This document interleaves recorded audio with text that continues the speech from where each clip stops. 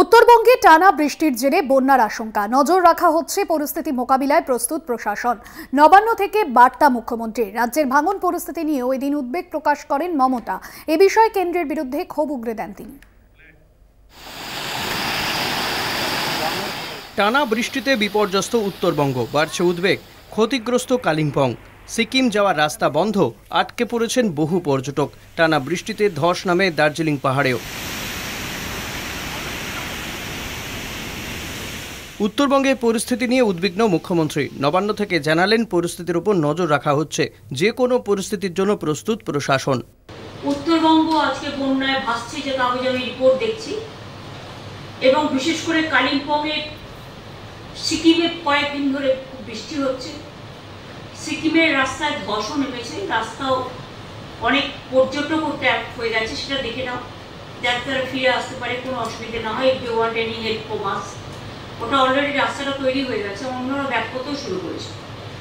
খুব বর্ষাকালে যেন কেউ পাহাড়ের দিকটা মানে অ্যাডভেঞ্চারাস হিসেবে ইউজ না করে। উত্তরের বন্যা পরিস্থিতির সঙ্গে চিন্তা বাড়াচ্ছে ভাঙন।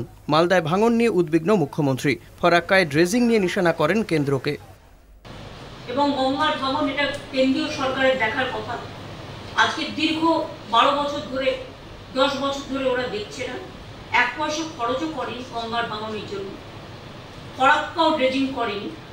বাংলাদেশের সাথে যখন আমাদের চুক্তি হয়েছিল, তখন কথা ছিল যে বাংলাদেশের যে জলটা যাচ্ছে সেটাকে রিভাইভ করবার জন্য, যাতে আমাদের এখানে প্রবলেম না হয়, ড্রেজিং করা হবে। এবং ভাঙন যেটা হচ্ছে, ইরোশন, সেই ভাঙনে অনেক বাড়ি তলিয়ে গেছে গঙ্গার ভাঙনে, সেই বাড়িগুলোকে তৈরি করে দেওয়া হবে। এলাকার উন্নয়নের জন্য একটা 700 কোটি টাকার প্যাকেজ তখন তৈরি হয়েছে। কারণ আমি তখন এমপি ছিলাম, আমি ঘটনাটা জানতাম, কিন্তু আজ পর্যন্ত সে টাকা দেয়নি। আলিপুরদুয়ার জেলার জলদাপাড়া এলাকায় সীসামারা নদীর বাঁধ ভেঙে গিয়েছে। ভাঙা অংশ দিয়ে জল গ্রামে ঢুকে গিয়েছে। ভাটিবাড়ি এলাকায় গদাধর নদীর ভাঙন অব্যাহত।